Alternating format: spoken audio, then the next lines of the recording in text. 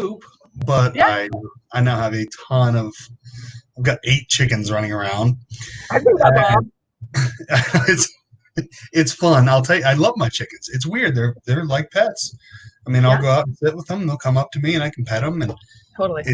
I never thought about that, but I was looking at the pre-manufactured brooding boxes so they can start laying eggs. Sure. And I was like, I'm not going to pay $40 for a brooding box. I'll just build one myself. And I went to Home Depot and I got all the stuff and put it all together.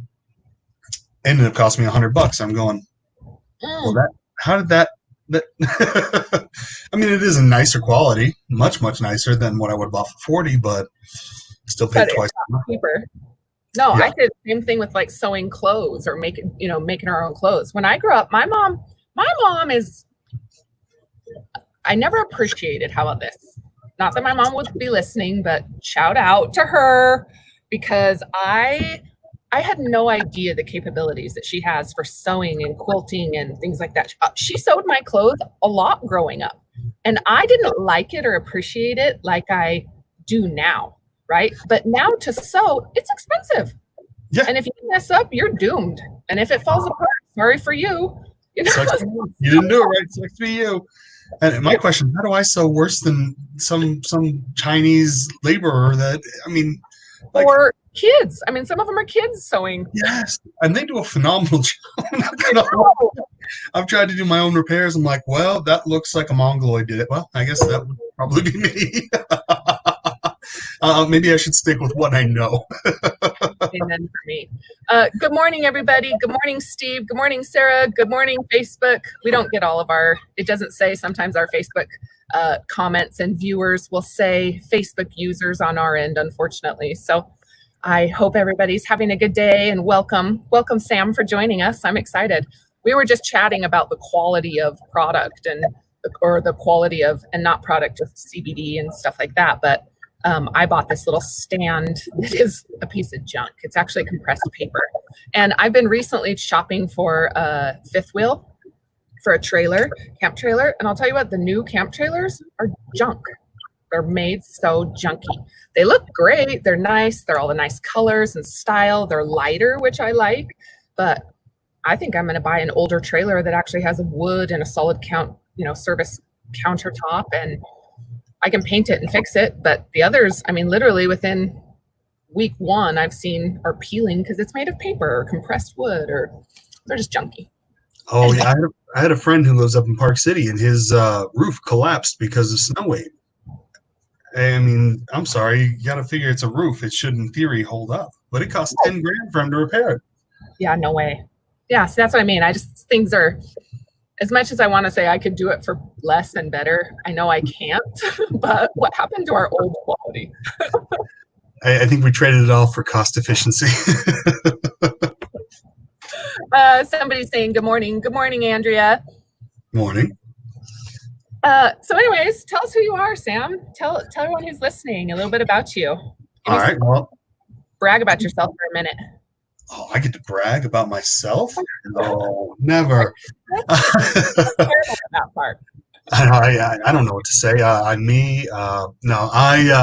I'm Safety Sam. I love to have a good time. I like to go out and enjoy things. I got into safety by sheer accident.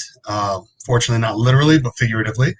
I ran a warehouse, a culture market production facility, and a warehouse and a sales floor. And we ended up having issues with the EPA. Always fun. So through that, of course, then I had to deal with OSHA and everything else. And it kind of created this curiosity about safety. And I've pretty much been in it since. For the last 15 years, I've been dealing with pretty much every potential safety-related acronym in every state. Just having a good time. Really, but I do love safety. A lot of people don't get it. They think that it's kind of a boring topic, shall we say, or a kind of a dirty topic. A lot of people. Not that it's boring, to be honest with you. After I spoke to you guys at the last event that we were at, and by the way, if you guys are looking to meet people, I would have never expected to talk to these guys, to Sam and his crew, at a cannabis event. It didn't cross my mind, and I'm so lucky for the connection and feel fortunate. And so Thank you so much. But shout out to Tana for her Canna Fair, and also for you guys that are looking to meet people. Get out there, show up to these events, because there's lots of opportunity. But with that being said, it really got me thinking about what I don't know, right? It's just not a topic that I consider. Not that it's necessarily boring, it's just not at the top of my priority list. I'm worried about sales or bringing money in the door, or number of viewers, or marketing, or banking, or processing. And so, yeah, I'm curious how many people actually consider it and don't know it versus really think it's boring. Well, and I guess that's a very valid point, because I've worked on the operations side. Like I said, I was running the warehouse. For me, it's about revenue generation and GP and identifying, loss prevention and customer satisfaction. Right. When I got into this, I started to realize, hey, there's a lot more behind this. And fundamentally, you don't know what you don't know. And I almost got severely destroyed by the EPA when they came in, and I had these little violations, but an accumulation of little violations can be very, very detrimental to your operation. You're talking tens of thousands, if not hundreds of thousands of dollars in fines for stuff that you didn't know. And unfortunately, ignorance is not an acceptable reason or tolerance within the safety community. And that's where I kind of come in with a very a unique approach, because I am operations and I am safety. A lot of safety guys come in and say, well, you have to do this. This is what it is. I come in and say, okay, how do we make the operation functional, profitable, and safe all at the same time? Because, like I said, I'm still an operations man, but I'm also a safety guy. So we've seen huge successes going in and recalibrating these safety programs for the business owners, because fundamentally they don't know. And also, I come in. A great example is a call I took last night with a warehouse. They do shoes, and he's like, well, we just got a new larger warehouse. It's 4 times the size of the one we had. We've got elevated racks, and we've got this, we've got that. And I said, okay, well, do you have this program? And I could tell I completely just blew his mind. They had absolutely no clue they needed all these things. And really, he asked, what's the reality of Osha coming in? And that's what most business owners say is, what's the reality of Osha coming in? The reality is, you don't know. They may never come in. My father's been in business for, since 93. So whatever that is, 17 or 27 years now. And he's never had an official Osha visit. Maybe you get lucky. Maybe you don't.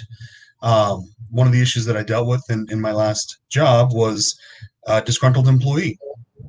He was mad he got fired. He was a very low-performing individual, dissatisfied.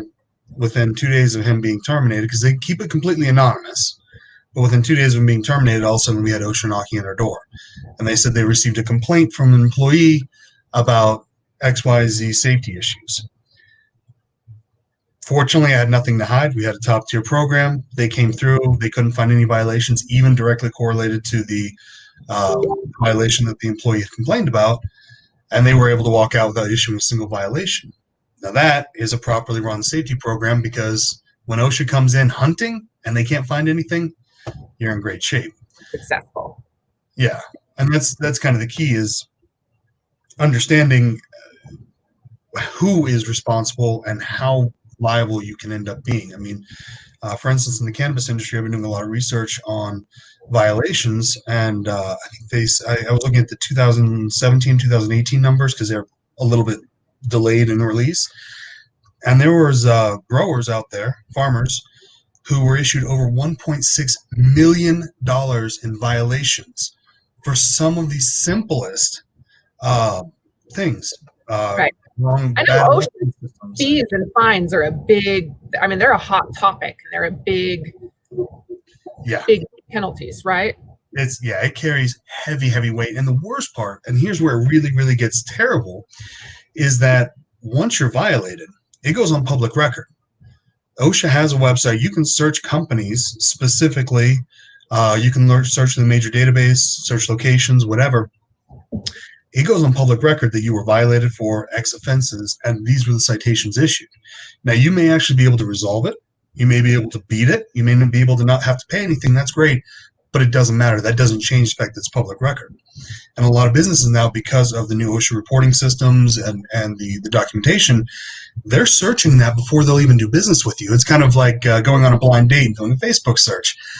You want to know as much as you can about the company. If you see a lot of violations, or you see that they have been hit with a $50,000 violation, the first thought in my mind is, are they going to be around tomorrow? And it's a very valid question, because a lot of issues, starting just this business myself, I've had a lot of people going, oh, that's great, but we're looking for a company with longevity. Well, I'll tell you, I'm here to stay, but they look at all these factors and say, well, do I really want to get into a supply chain system, or a management system, or a distribution system with a company that could very well go bankrupt because they're facing a $50,000 fine?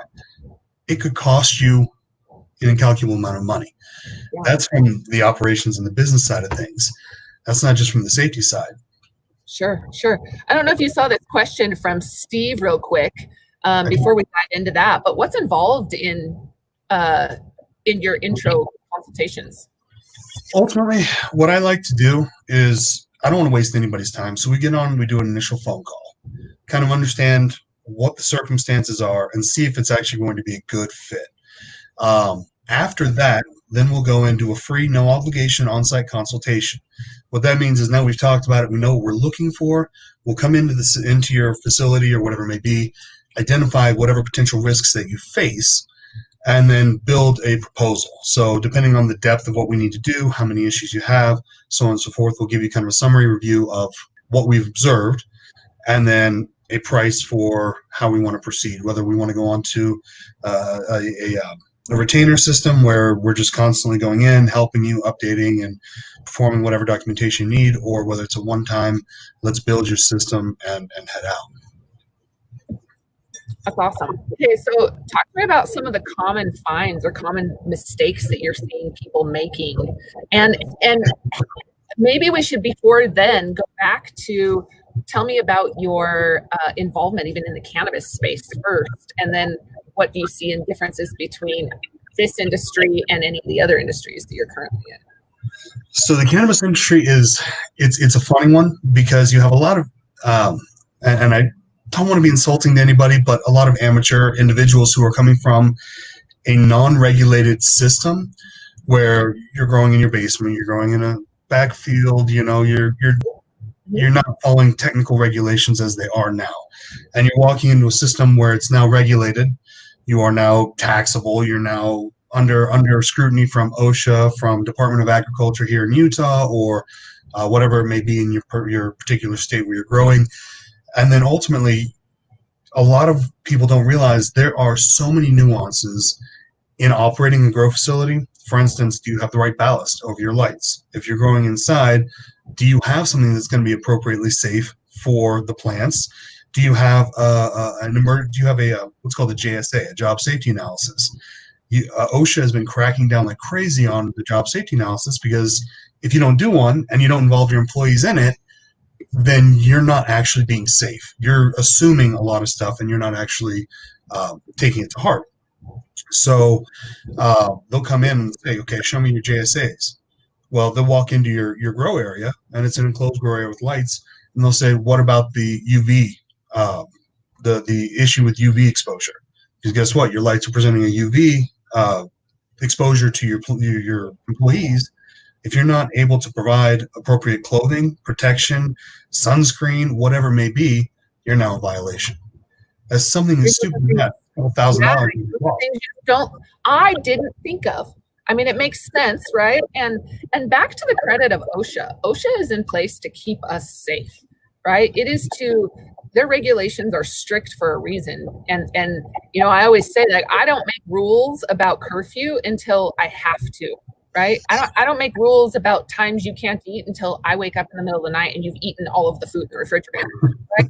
It's same thing with OSHA. These rules are in place because someone at some time was seriously injured or hurt, and it put risk back to the business or back to the person's health or whatever, right? And so we talk about this all the time on our show, that if you're getting into real business, you have to follow the rules. And this is another one of those guidelines that are out there to protect you as a business so that you can grow and scale and become a sustainable business. Yeah. And I tell people all the time, I say, look, everybody says, well, I don't have to follow the book exactly. Da, da, da. I say, do you know why the book is written? You know how the book is written? The book is written in blood. Somebody had to fall from a height and die. Somebody had to get impaled by a forklift to require something. Somebody had to fall off a piece of equipment, whatever it is. And then they see, okay, this is a major issue when they see 10 fatalities because of one particular issue. And the sad thing is every one of OSHA's regulations is as crazy as they may seem. And in some cases, I completely admit they're way over the top, in my opinion. The fact is somebody had to die to make that a relevant situation to be put into the book. They don't just sit down and go, oh, well, 4 feet sounds like a good measurement. 4 feet, they do the physics, they do the math and say, okay, at 3 feet, if somebody's falling, they're much less likely to break a bone or to do this type of contusion. But at 4 feet, the probability goes up by 180% or whatever it may be. And at that point now, you realize there's an extreme risk at this height versus another height. Yeah, you're exactly right. Yeah. So when we talk in the cannabis space, like you say, the lights, right? The lights are something. What else are you seeing? Cut risk. I mean, you're out there with your nice sharp scissors. You don't want to damage your plant by hacking at it. You get a nice pair of scissors. Well, what happens if somebody has their finger out in front of the scissor and then all of a sudden snips off a fingertip? I've had employees lose fingertips. I've had employees get legs crushed, different circumstances. But there's slips, trips, and falls. You're dealing with a very highly moist, wet, humid content. Another issue they have is ingress and egress routes. You have essentially a greenhouse, very large, very controlled greenhouse. But guess what? It's very possible that a light could catch fire because you're dealing with water and electricity. Do you have appropriate ingress and egress routes in your facility? Do you have the appropriate electrical wiring? Do you have the appropriate grade for the electrical wiring? Do you have exposure? If you're using non-potable water, do you have the appropriate light identification on the non-potable water sources and systems? I mean, the list goes on and on and on. Awesome. And you think cannabis, well, have a seed, grow a plant, harvest it, sell it. It's easy. But another thing, do you have proper rodent mitigation? I mean, animals, bugs, they love plants. For whatever reason, cannabis and hemp are very attractive towards rats, mice, raccoons, possums, whatever it may be. Do you have the appropriate mitigation methods in place? Do you have a tainted product that could be potentially hurting somebody? And if they track it back to you, what are you going to be able to say to it? Are you going to have the ability to show that you have the appropriate methodology in place to have mitigated as much reasonable risk as possible? Right. Yeah, those are things I hadn't thought about. I hadn't even considered.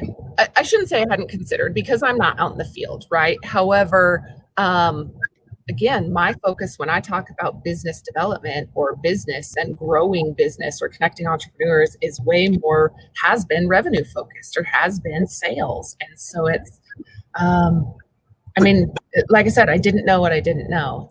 It's interesting. The funny thing, people don't realize how directly tied safety is to revenue. For instance, 100%. Yeah, I mean, think about it. Attrition. When you deal with a facility that has an attrition rate of 120%, so every 6 months you have an entirely new crew, and they're not happy with the situation, or they feel like they're in danger, or they feel like they're exposed, whatever it may be, you're spending all that time and money to train somebody who's going to be around for 6 months. Whereas you could have somebody who becomes expert. I mean, total, absolute expert at what they're doing. They're harvesting perfectly. They're watering perfectly. They're fertilizing perfectly, whatever it may be. And now you have a premium product and an employee that is satisfied. An example, I had 3 warehouses that I ran. Each one was about 1 million square feet. When we first took them over, the attrition rate was over 180%. I saw a question. Sorry, squirrel. Once we got the safety program established and the employees felt like they were actually cared about, we got them the appropriate PPE, we got the appropriate safety protocols in place. We had a little spike in attrition because people didn't like doing it the right way, but then it dropped down to about 90%. I mean, you are talking about half of what your attrition was before. That increased our production. that increase the movement and decrease the amount of risk and injuries, because now you have experienced personnel who are working with other experienced personnel. So they know where they're going, what they're doing. They build a personal relationship that is productive and beneficial to the business. There are so many aspects to go into it. Well, I just look at what's it worth putting forth however many thousands of dollars to protect yourself on the back end to know that when an accident happens, right? Because it's probably going to, and like you said, there's a lot of, I don't know what the right word is, but there's a lot of employees in this industry that come and go, right? There's a lot of new business, a lot of startup, a lot of people going from, say trimming jobs or whatever, from one job to the next. If somebody has risk of getting a finger cut off or suing your company, having those practices and policies in place and guidelines and rules are a make or break for your business if something happens or when something happens, right? It really is. And so I guess it kind of goes back. I use the same analogy in merchant processing, right? What's it worth for you to have multiple streams or multiple, almost like an insurance policy, to know that when or if your bank shuts down or your processor kicks you off in this industry, you have another avenue to accept money. Same thing here. It's like an insurance policy. It's safety. It really is, and that's the thing. Unfortunately, in a laborious type work environment, a blue collar work environment, injuries are going to happen. For sure, you can put everybody in a bubble and nobody's ever going to get hurt. The point is, it's like when I started to learn how to ride motorcycles. My instructor said, "You're going to have an accident. The smarter you ride, the better you ride, the longer out that accident is, and the less severe it will be because you know what to do." It's the same thing with safety, because if you have a key program in place and you have everybody trained properly and you have everything on point, right? Then hey, Sam. Looks like you're rolling. Remember, save your life. Don't drive. No, I'm in a parking lot right now talking about safety. I pulled over. I'm in a parking lot. You can't tell, Right. but I'm sitting in a Maverick. So you have my official thumbs up, my stamp of approval.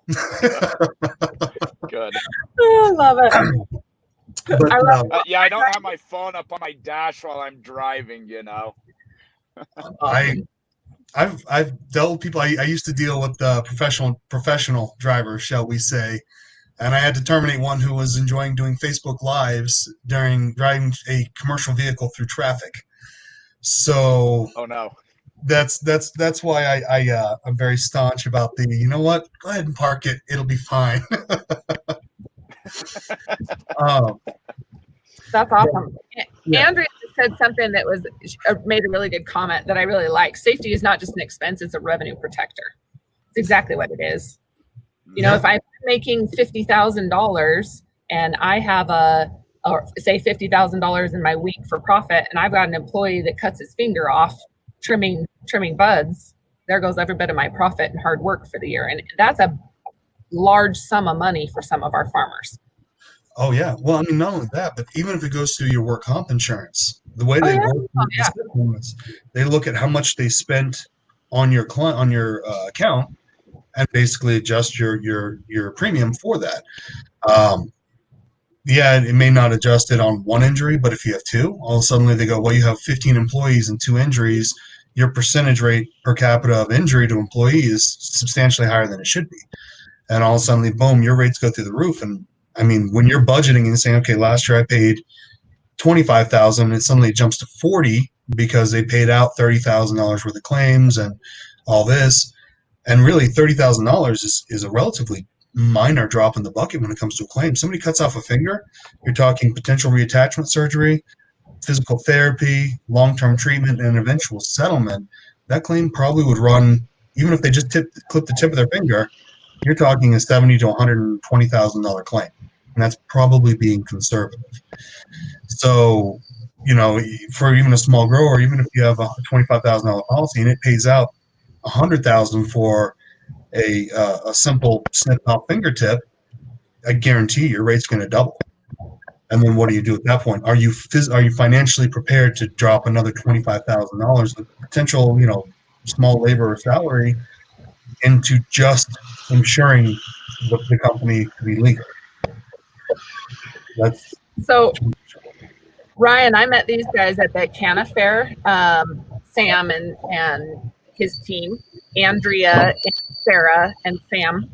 I don't know who that is, but we've been talking about safety in the cannabis space compared to other industries and what you find.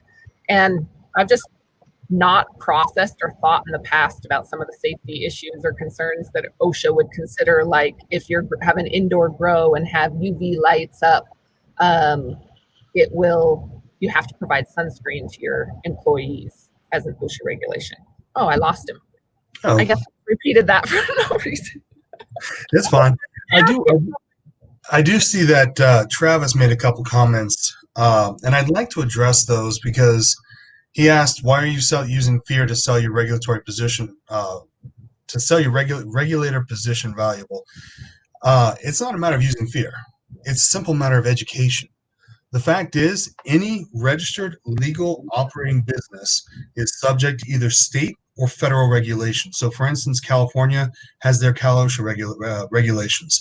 Cal OSHA is very, very, very strict.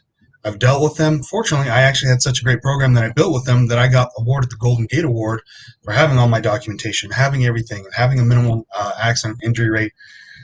But it's not that I'm trying to sell anything. I am here to help educate individuals on the fears or the risks that they face directly. Because the fact of the matter is, the moment OSHA walks in, you have a 4-hour clock to present all the documentation that they want you to present. If you don't present it, you're gonna face probably into the hundreds of thousands of dollars of fines. So it's just what it is operating in the U.S. That's how I took what you're saying, is that you're a service that people can use, right, or employ, or partner with, so that they can protect their assets and employees from regulations that are set up to keep their employees and everybody safe, right? Again, I'm not an expert in safety. I would not have thought about some of those things, especially if I'm a farmer and a grower. I'm focused on my plant. I'm focused on, my product that I'm getting out. I'm not that those things aren't important, because they clearly are, right? And they're there for a reason. But I do not see it as a bureaucracy or a force of hand or selling. I really see this as you guys are a service and a tool to help people to protect themselves from those huge fines. And I get it. It's like, if OSHA was not strict, who would take them seriously? Mm-hmm. Right? That's why they are what they are. And so I support both OSHA and I support why they're set up. Do I think that all of it is necessary? Maybe not. I'm not educated enough to have an opinion, but I don't know. I taught safety classes at Topgolf for a little while, and ours were, as little as not standing or stacking chairs on top of chairs to reach things. That's just, to me, is common sense in the workplace, but it also is common sense when a ball or a club gets stuck on the roof and we're trying to get it as employees and staff, that without it first being spoken, people just do it. And so I think this really is just walking through some of the things that I didn't know to consider, is where your service becomes so valuable.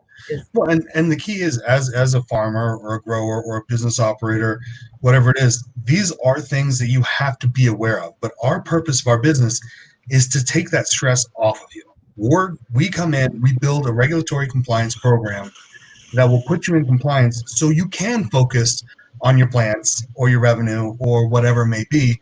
And we just tell you, look, this is what you have to do. And quite honestly, if you're not willing to do it, I'm not even going to come in. Like, if you're not willing to commit and say, yes, I'm paying you to do this, I'm not going there to make you look pretty. I'm going there to teach you how to have an effective program that is legal, that is safe, and that is easy to administer. That's the purpose of what I'm doing. And I've had clients call and say, well, I just want to have the documentation in place in case OSHA comes by. I'm sorry, I'm not going to be the right fit for you. because I'm here to actually help people and save money and save lives.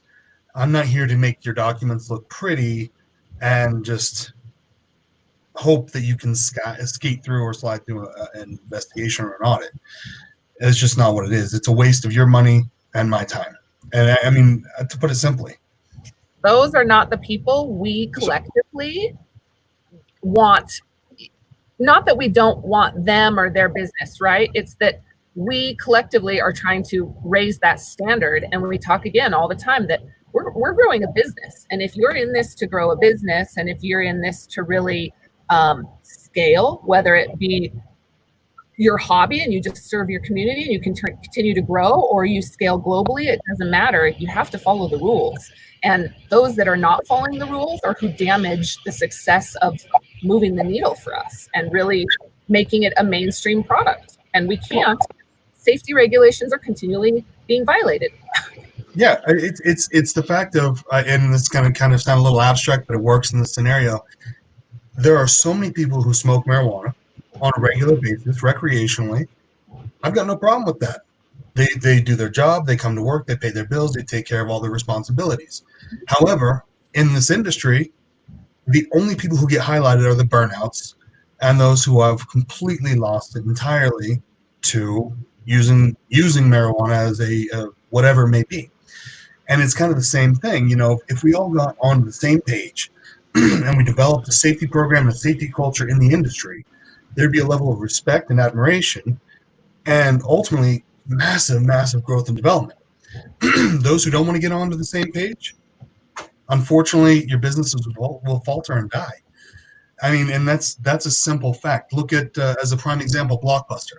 In fact, I'll show you guys something kind of funny because I carry this with me as a perpetual reminder in business. Your card?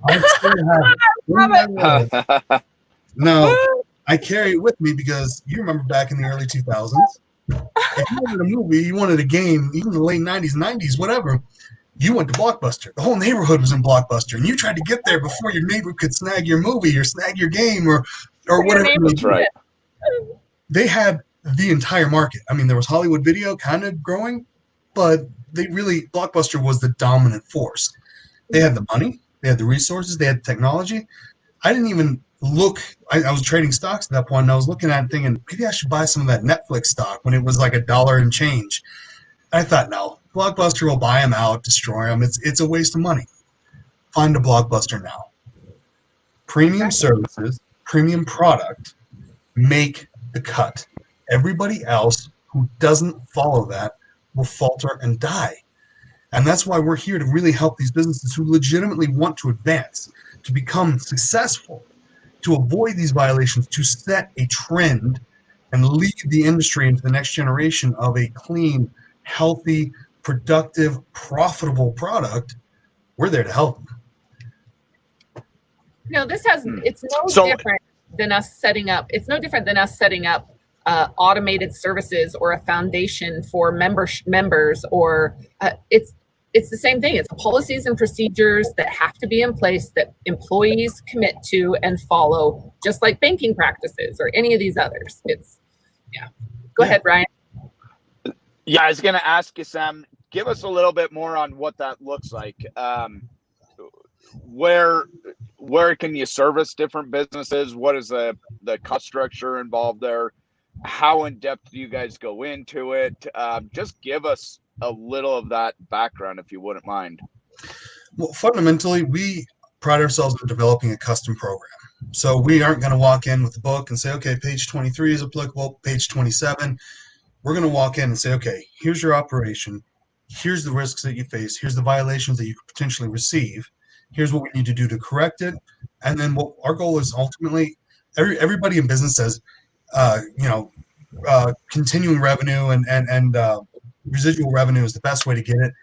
I would rather go in, build a self-sustaining, successful program, and be there as a backup system instead of continue to get residual revenue. So for us, we'll go in, we'll design the program, we'll build it specifically for that operation.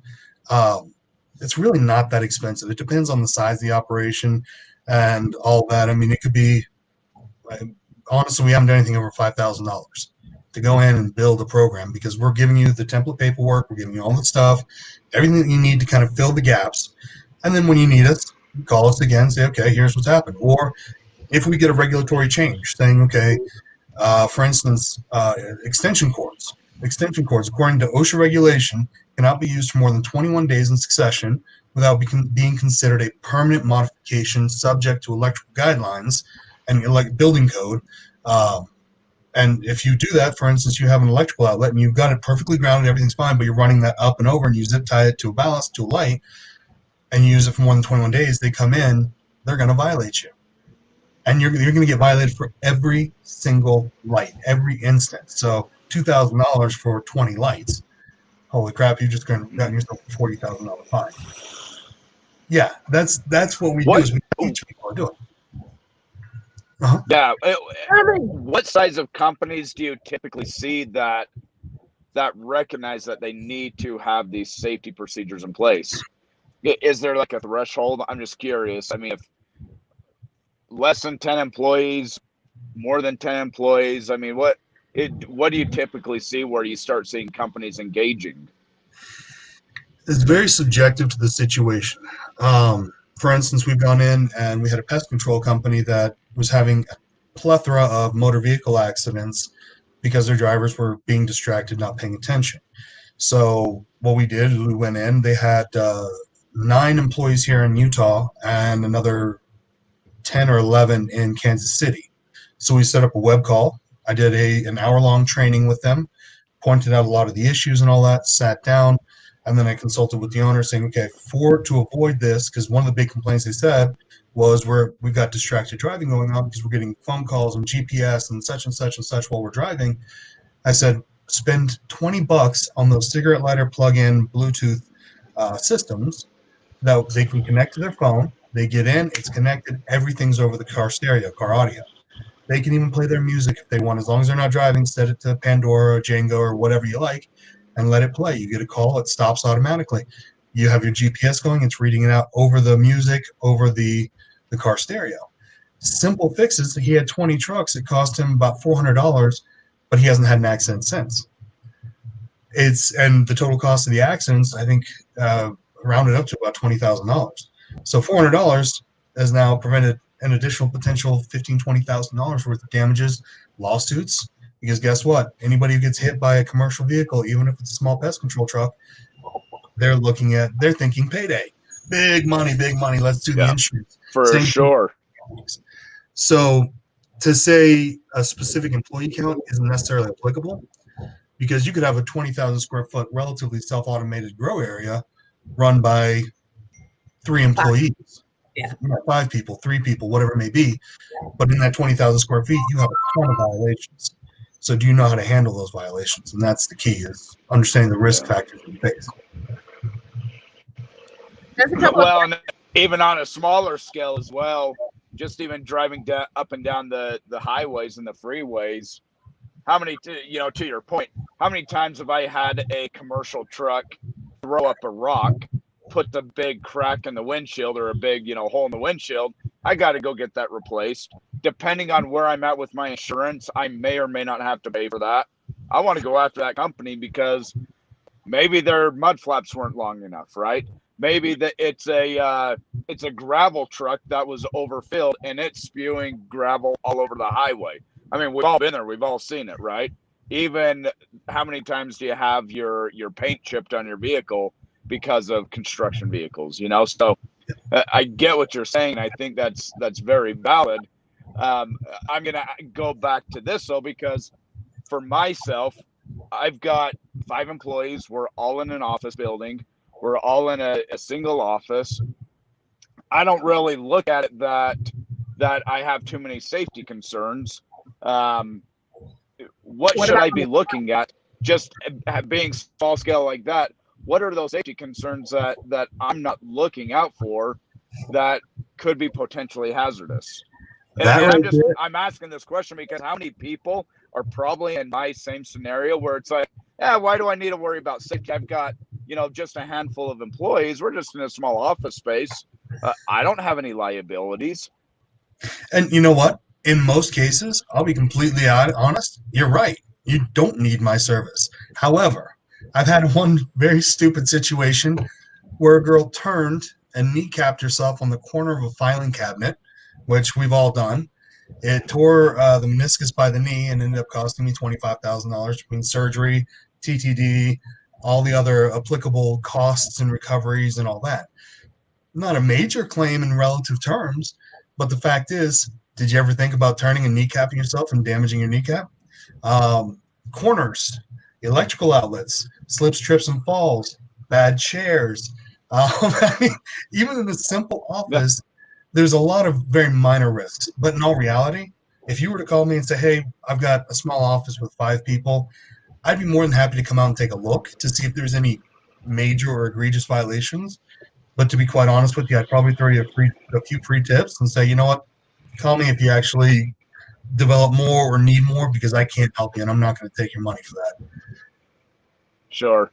And I, you know, and I bring that up because I'm sure there's a lot of people in a scenario like me, but I've thought about that in the past too, because what if somebody tripped over a power cord, you know, or what if somebody was getting hot coffee and they tripped and they spilled it on somebody else and it burnt them, or even in a case of myself, I don't know, it was a couple winters ago, but I was just getting out of my truck and there's black ice and I slipped and I went down pretty hard and I laughed at myself. But what if that was one of my employees that got hurt? Now would they potentially come after me, right? Yeah. Or the landlord of the building for not having, you know, putting salt down on the parking lot, or, you know, there's just so many different things that could happen, even going up and down the flight of stairs. An employee can choose to use an elevator or stairs, but if they use the stairs and they trip and fall, then you write up a specific stair training. Happen in the workplace all the time. Well, and that's the fact. We can go so abstract and say somebody's sitting at the computer and a light bulb above them breaks and they get some glass in their scalp, or I mean, when you start looking at risks, you see them everywhere. I mean, I look around and I go, oh my God, like there's so many potential issues. The reality, though, and you have to step back and say, okay, this is where my 15 years plus experience starts to tell me there's a reality factor of what is the odd, the true chance of that fluorescent bulb exploding in its ballast and actually falling down and causing injury. Very, very minimal. Now, one thing that a lot of businesses don't think about, for instance, in your office, is workplace violence. Now, you have 5 employees. The odds of them getting into a fist fight is almost nil, but workplace violence isn't encompassing of just the actual employees. For instance, do you have a key card system to allow people in? If not, anybody could walk in off the street. Do you have a process and a procedure written for an unfamiliar person walking into your business? Because that unfamiliar individual could be on drugs. They could be angry at whatever reason, and they accuse one of your employees. Do you have a prevention plan in place for something like that? That is something that OSHA looks for. They look for a workplace violence program. Have you sat and actually analyzed your entrances, your ingress and egress routes to identify for any risks there? Are they all clear? And do you have a plan of action? For instance, nowadays, sadly enough, they don't mandate an active shooter, but they really appreciate if you're thinking far enough ahead to look at an active shooter situation. Sadly enough, as a grower, there is actually a potential for somebody to be an active shooter or an engaged attacker. Do they have an action plan? The best one that I have, and I'll give this out to everybody because I think it's very important, is run, hide, fight. 3 simple words, easy to train. Run if you can, at any reason, for any way, get out of there. Leave the facility. If you cannot escape, they're blocking the one and only entrance or exit, whatever it may be, hide. And the last potential, last resort is to fight. Because if you're down to the point where you can't run or hide and they are coming right at you and you have no options, fight for your life. But the fact is, you have to have that training documented, written, and proof that you actually trained your employees on that process. Because you can tell them all day long, I got this in place. They say, and I've been told this by countless OSHA auditors, if it's not written down, it didn't happen. That's the same in court. It's the exact same. You know, the records show it. How often do you see OSHA regulations changing? Oh, yeah, I saw that question from Steve. It is they don't change too often. There's not. Let me go ahead and correct that. There are small amendments to certain articles under the OSHA regulations, depending on which one you go in, 1910 or 1926. 1926 is construction, which is a lot more fluctuating due to technological advances, industrial advances, engineering advances. So you see more fluctuation in construction side of things rather than standard 1910 OSHA. But there are occasionally changes or amendments. Most of them don't generally affect the rule itself. It's a rewording because some genius individual found a loophole and said, oh, nope, I'm going to exploit that. They get beat in court, then they go back and write it in and say, nope, this is not an exception. They add an appendices to it and they move forward. So we do constantly try to keep up on as many changes as there are. Right now, there haven't been a lot because it's done through legislation. Legislation's not meeting with COVID. So right now, we're kind of, to a relative degree, getting off easy.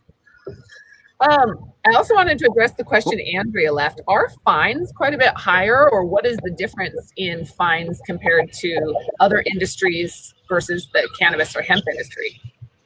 It does not matter the industry that you're in. The fine is the fine. That's the beauty of the black and white circumstance. So what they'll do is there's a range. Most instances will be $2,000 to $5,000. That means per violation, you can be fined between $2,000 and $5,000. Now, it depends on the severity of the violation itself. For instance, you have an electrical cord that has clearly been on the floor for a year or more. It's trafficked. It's worn down. There's no inspection documentation on it. It's been there for long enough that it's clearly outside of the reasonable use period of 21 days. They come in and they see it and it's sparking or the cover is completely off. You're going to get a $5,000 fine. But if they come in, they see it, and you're like, oh, it's been there for 2 months, but it's still in good repair. It is still a violation. Odds are, unless you get a real monster of an auditor, it'll be on the lower side of the 2,000. The other issue that you face is the willful violation. So if you've received a violation before, or for instance, because when they come in, they'll also talk to your employees, and they'll say, did you know, or how long has that been there? And if you told them a month and your employee says, a couple of years or 6 months or whatever, I've been here. You now face the potential chance of a willful violation, which increases the value of the fine and the severity of it. So all of a sudden you're caught lying, they're going to nail you to the wall.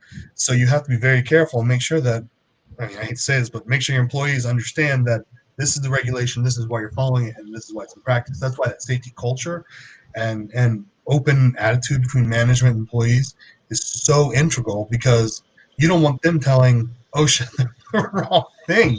Sadly enough, right?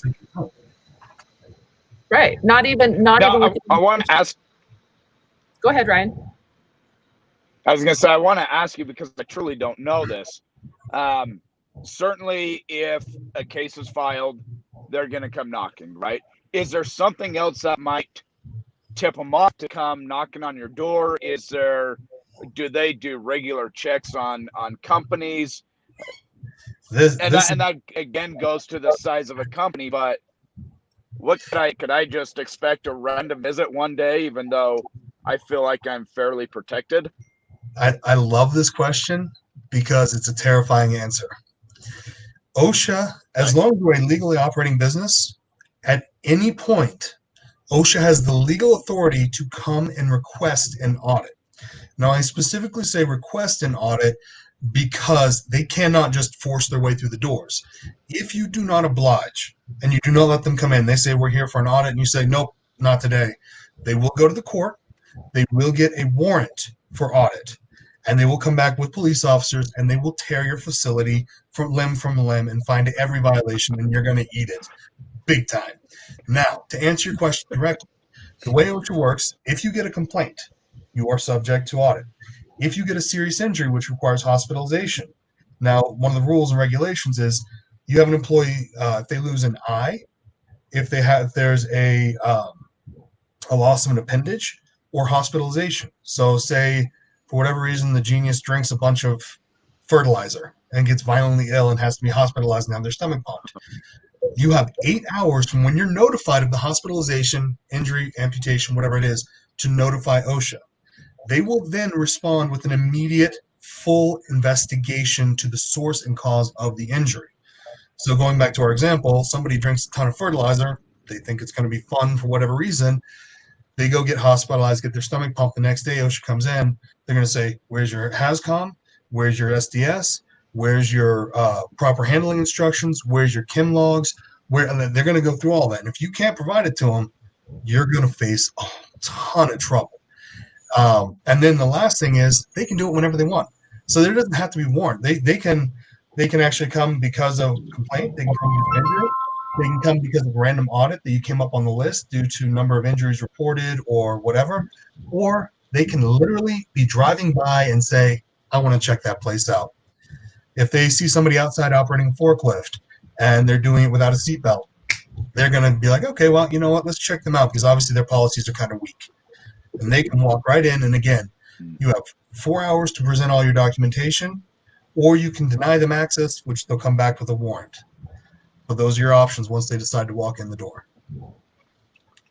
When you say provide documentation, are you saying providing what training materials you have or what procedures you have on those different safety protocols? So what they're looking for, training logs. So like new hire onboarding employee training. So, okay, you hire somebody on, you're using XYZ chemicals, you're using them for this application. You have a test that summarizes all the basic knowledge. It doesn't have to be DMV scale, intricate knowledge. Do you know the chemical makeup of this? But it's, do you understand how to record use of this chemical? Do you understand how to do such and such, whatever it may be? And then you provide them the training logs, any potential retraining logs. For instance, those who are in warehouses and operate forklifts, you have to have certified operators. So you have to show the certification logs, the training, the users of said forklifts have to have their identification card, certification card on them, and you have to re-up the recertification every 2 years. So if they see one person who's out of it and they happen to go out and ask that one person who's sitting on a forklift running it, you're now in violation. There's so many stupid little nuances because that guy's, maybe you have an employee for 6 years and his card just expired. You've been in compliance all the time. They come the day after it expired, but the day before you do the retraining. They may show clemency, provide you show all the documentation saying everything's been up to par. We just, because of production, we haven't been able to get them retrained. But they can also cite you. It is by definition a violation they can hit you with. So there's a lot of risk that you face. Do you feel like our industry has more of a target on their back because there are so many new, uneducated, I don't want to say uneducated, less experienced business people getting, either going from growing or providing product on their own or just getting into the industry? Absolutely. Well, here's the thing. Being that cannabis and hemp have such a stigma, and there's no delineation in the general populace mind of what is hemp and what is cannabis and the potential uses for either one. Everybody wants to target you. And then ultimately coming out as a new farmer, you know your process, you're super intelligent, you've got this down, you're trying to develop a legal cultivating business, but you don't know all the nuances of the safety side because, again, maybe you haven't been following them because you didn't have the opportunity before, you weren't required to before. That for them is low-hanging fruit. We all follow the path of least resistance. We do. It's easier to walk downhill than uphill. So when an OSHA investigator sees a potential violation or a potential risk or a very easy ability to fight an opportunity, they're going to take it. And the fact is, once you register your business, you're in the logs, you're in the registry. They can look by industry type, they can look by in business, they can look by accidents, they can, whatever they feel like searching for, they can look for and they can pinpoint it. Now, I'm not saying that makes you guys a specific target in the cannabis industry, but in all reality, is it easier to hit a warehouse that is 1,000 employees strong and has been in business for 50 years and who's had an audit in the last 10 years and understands the regulations with no violations? Or is it easier to hit a grower who's been in business for 6 months and is just trying to get his feet wet? What's the likely target here? Well, and I even look at it as, say that they're not after it to make a buck, right? Realizing that it's still a business. If they're after it to set safety standards and regulations, in my opinion, it's their way of saving somebody's life or business in the long run, right? If I'm putting together a 50,000 square foot manufacturing facility and I've got a bunch of employees and we're running, installing equipment, and one of them drops something and amputates a leg, I might as well shut my doors, right? Where OSHA now has an opportunity potentially to come in and knowing it's still a business, right? And it feels like some people are being targeted. It is also still they're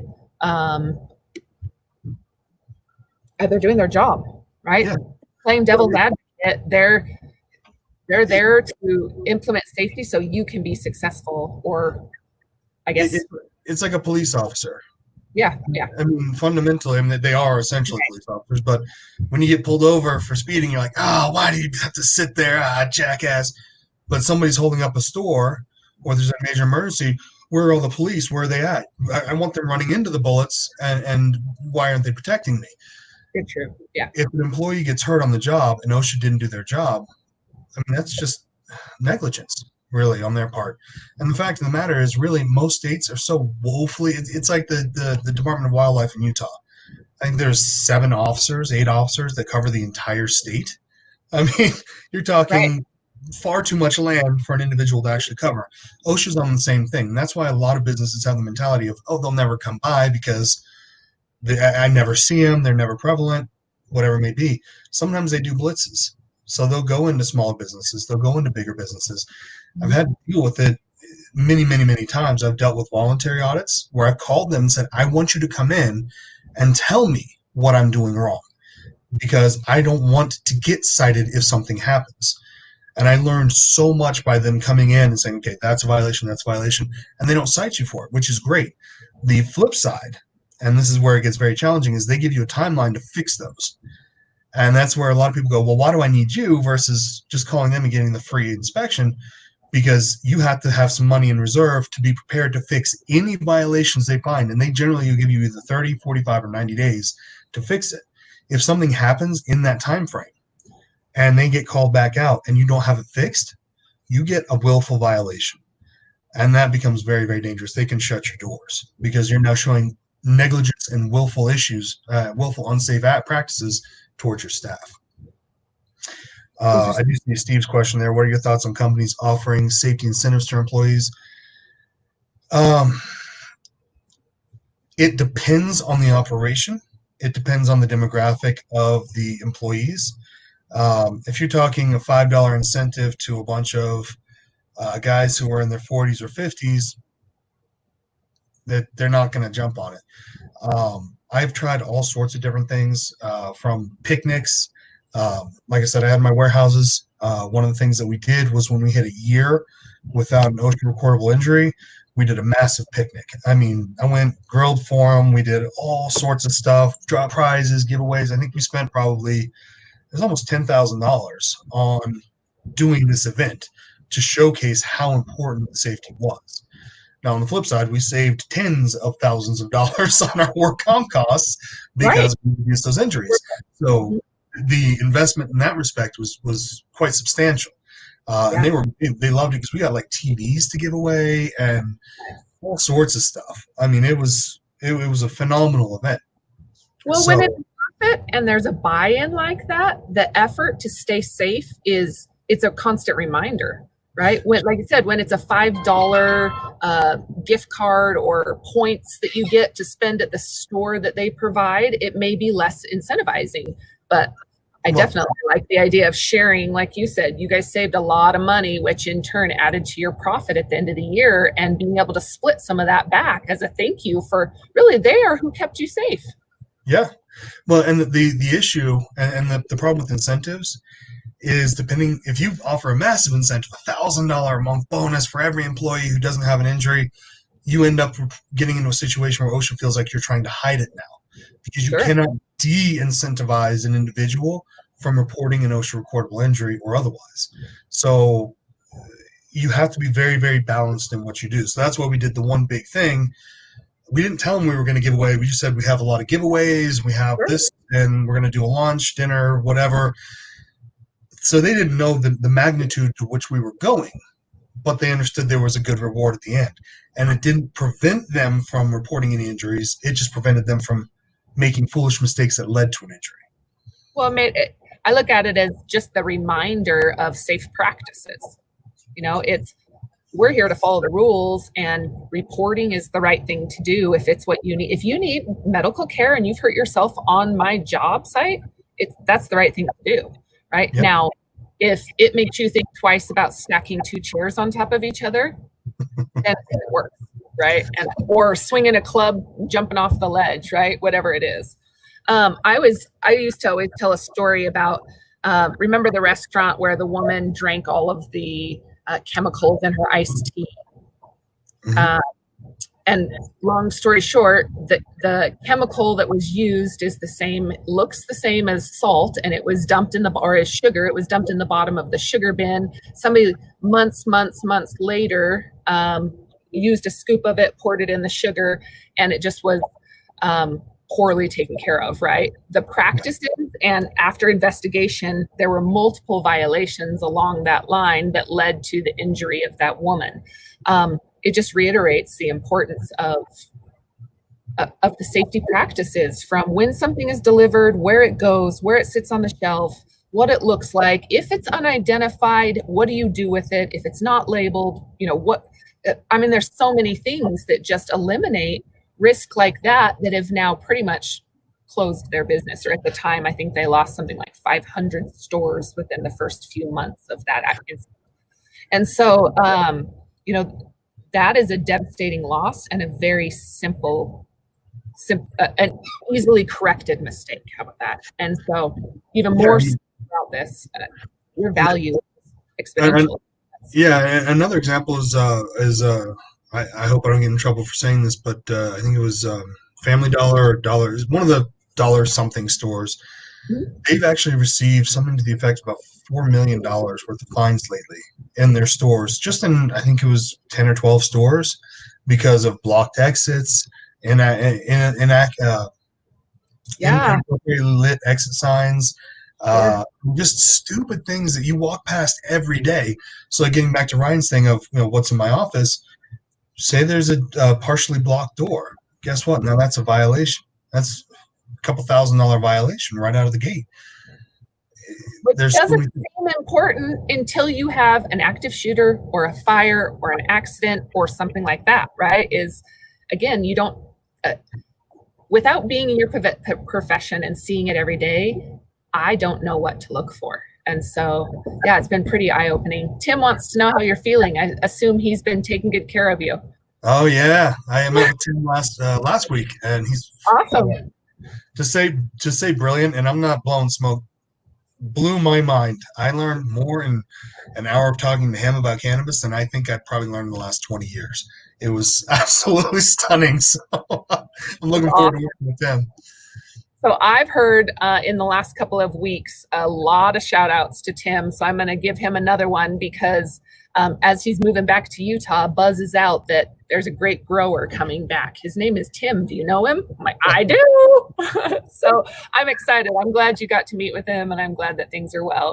I just saw Steve has one more question. Just like at your house, you would never store chemicals perfect with your food. It literally separates the place store from. Yep. Yeah, I mean, you don't put your bleach next to your sugar, or you don't put your flour next to your bleach, or whatever it may be. But we have to go a step further in business and have that chem log and the appropriate documentation to show the use. And it's like Ryan's jumping on. I'm trying to get him on. But you have to have all those appropriate logs. And one of the things that OSHA loves to hit, now I'll throw out a little more fun information. It's important that everybody knows. You have to have your SDS sheets for any chemical at all you have ever brought into your facility.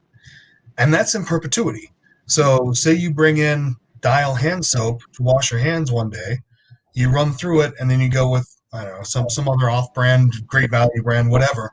You still have to keep that SDS sheet on file in your facility forever to prove that if somebody comes back in 5 years and says, oh, well, I got, I don't know, a melanoma on my hand because of using the soap, you have to be able to show all the chemicals you used, potential exposures, risks, and so on and so forth. That's something that so many people miss. They'll come in and say, what's the SDS sheet? Or where's your SDS sheets? And a lot of business owners go, SD what? Like, what are you talking? SD who? Are you hitting on me? I'm not sure what you're saying here. And it's not something you consider when you walk to Walmart to buy spray bleach to clean your toilets. That is a chemical coming into the store that has to have an SDS sheet on it. Is that right? Or into your business. And so I get it when you think these large facilities that are ordering, gallons of cleaning products that may come in big brown boxes and they're all labeled the same or whatever, or look the same. It's not really considered when I talk about Windex and Febreze or, cleaning products. Anything that can be a contaminant. So, for example, my SDS book in my facilities, like I said, 1 million square foot facilities, was about that thick of my active ones. My inactive ones was that thick. I'll hold it up to you. And I'm not being facetious. We actually had 3 separate ring binders to hold all the old ones that we don't even use anymore, simply because of the potential risk of exposure for any previous or current employee. Just covers your butt. Yeah. No, that's law. That's not even covering your butt. That's regulation. Okay. A lot of people, especially in the growing industry, you bring a fertilizer in, maybe it's not the greatest fertilizer, you switch to another one, slightly different chemical makeup. Guess what? You have to have 2 SDS forms. You have to have all sorts of different things. And then going further, I dealt with food transportation. So we got into Primus and other food safety regulatory commissions. And you have to have all sorts of different stuff like water testing, backflow testing, all of that to prove that your product isn't contaminated with an outsourced water. It's very, very, very challenging. Well, it's been interesting and a lot to consider, and I'm excited to hear or to open it up as we have more businesses and make connections, because I think it's again, when we talk about basic business practices and where do we start and building your foundation, and having somebody like you on a team or as a resource would be such a valuable add. Like I said, I don't think about it in the office. No. I think about it on the farm or the manufacturing facilities and everybody like that. Yeah, absolutely. Yeah. Ryan, do you have anything else before we jump off? Just to apologize real quick, my phone overheated on me and it would not start up again. Must be an Apple. Who would have thought? Yeah. Yes. Just kidding. That's funny. I feel like I need to go. No, you feel like you need a what? Go to a Mac. I need a new computer, and I'm trying to decide if I switch over or not. It's really pulling at me. I'll give you a little thing. I've got HP Envy, and I love it. A what? HP Envy. Okay. I love it. I highly recommend it. Okay. See, you're my style. And if I'm gonna throw my thought on the table here, yes. I've spent less money over time having a Mac than I ever did with a PC, and everybody that I know that has a PC is constantly replacing them, even though they've got a lot of cool features. My Macs will last me a minimum of 6 years every time. Never have to worry about them. My PC. And so that's why I love my Mac. I can't handle that it shuts down. So I'm going to throw that thought on the table. I'm with you, Ryan. I'm picking up what you're laying down because I'm tired of mine restarting and I lose all 20 of my windows that are open every few days. Go into your settings. You can keep it so you can restore them. Yes. Yeah. But of course it's like, hurry, open. Windows. Where'd they go? I will say I have seen a lot of people moving over to HP lately, and I think they've got some good laptops out there now. Yeah, I love laptop. The Envy is one of those ones where you can flip it over and it's a tablet or a full laptop. I'm working on it right now. It's probably my favorite laptop I've ever had, and it was $500. It really wasn't that expensive. So, right. In comparison to a Mac, I don't know. I'd rather buy 2 HPs over the course of 6 years and have an updated one than one Mac for 6 years that dies.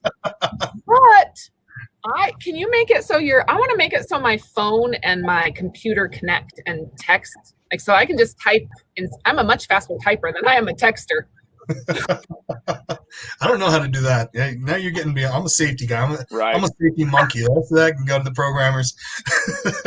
Well, there's the MacBook and the Apple total benefits right there. Everything connects. Well, thank you so much, you guys, for being on today. Yeah, my pleasure. Thanks for on Monday. And I guess goodbye. I'm headed to Evanston this weekend for the horse races. Oh, nice. That'll be fun. What do you have? Fun. Do you have anything so fun? Yeah, no. I'm just gonna go camping with the family. Oh, lovely. Lucky. Yeah. Okay, well, you guys, thanks so much, Sam. How about you, Sam? I'm going to enjoy the fireworks off my deck. I got a glorious view of the valley. Sit back, crack a beer, and enjoy a show. There you go. Okay. I changed my mind. There you go. I'll be at your house. All right, come on over. Safety, Sam. Be safe. You too. See you guys. Thank you. Have a great day. Everybody.